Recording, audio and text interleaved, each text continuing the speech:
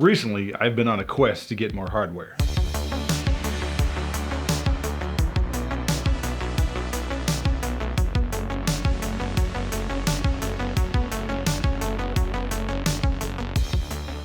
I do like all my software gear, but there is just something about pushing all those sliders and turning those knobs. And when I was searching for a good reverb pedal, I was kind of looking for something that could do Valhalla Shimmer or Supermassive or even Tide Black Hole. So I ended up settling on one of 3 reverbs, the Empress, the Black Hole, or the Microcosm. Now, I would still love to get my hands on a Microcosm, but it was a little bit out of my price range, and it was more than just a reverb pedal. Okay, right now, brand new, they're actually about the same price. I do have Eventide Black Hole and software, so I landed on the Empress Reverb. Ironically, I purchased this reverb from reverb.com. Anyways, when I first opened it up, the first thing I noticed was kind of like the layout. I thought it was pretty intuitive. You got your knob for your presets, and you got your decay, time, mix, output, and your lows and highs. The only thing that was kind of weird was thing 1 and thing 2. I didn't know what that was. And then obviously your bypass. The one I used the most was pushing that mix to 100%. You know what I mean. One thing I noticed straight away was my synth levels were way too loud, so I had to keep them around 20 to 30%. I thought it was quite easy to kind of get clipping from the inputs, so when the sound comes out, it sounds clipped even though the audio itself is not too loud, it's just clipped internally. And after getting that volume worked out, sounds coming out of this thing are quite heavenly. Now, I really wanted to make this thing more portable. I kind of paired up with one of my battery operated Korg Volcas and with my field recorder, kind of just go out in the woods and just kind of have nature kind of guide my ambient musical journey, whatever you want to call it. I do have a few of those rechargeable battery banks, but none of them were up to the specification of 9 volt 300 milliamps required to power the Empress Reverb. I did try to jerry rig a 9 volt battery. I did have to reverse the polarity even to get it powered, but it didn't really stay on long enough. I guess the battery may be old, or I just should have soldered these endpoints. Now, I really got this reverb mainly to do ambient music, but it's got all the standard kind of reverbs. What's kind of really awesome about this reverb is each preset has usually 2 or more modes. Each mode kind of determines how thing 1 and thing 2 kind of affect the reverb itself, whether it's like a filter or whatever else is going on in the engine. Now let's take a listen to a handful of presets at every single knob at 50%.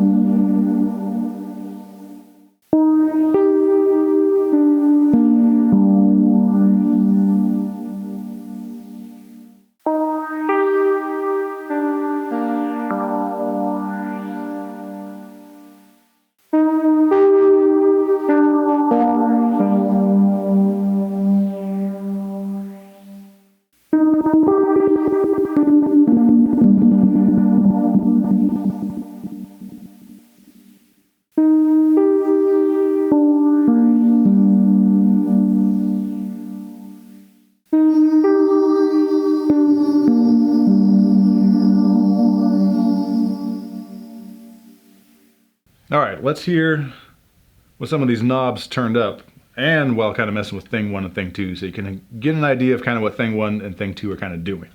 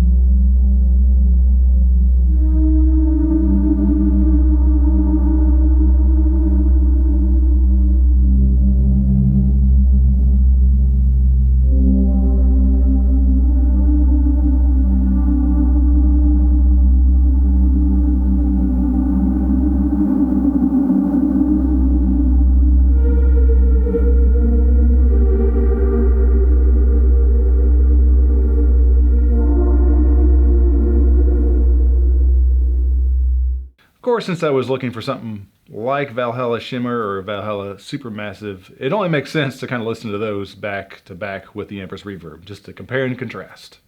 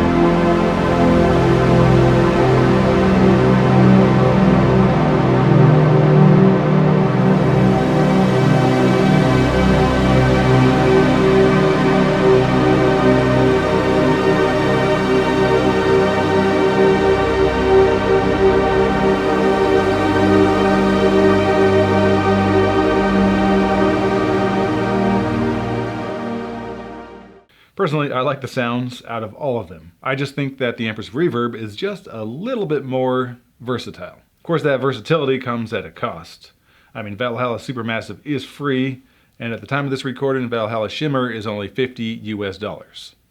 Honestly, I think this was a good purchase. I mean, I would still like to get my hands on a Microcosm someday, but hey, this thing is going to suit my needs for some time to come.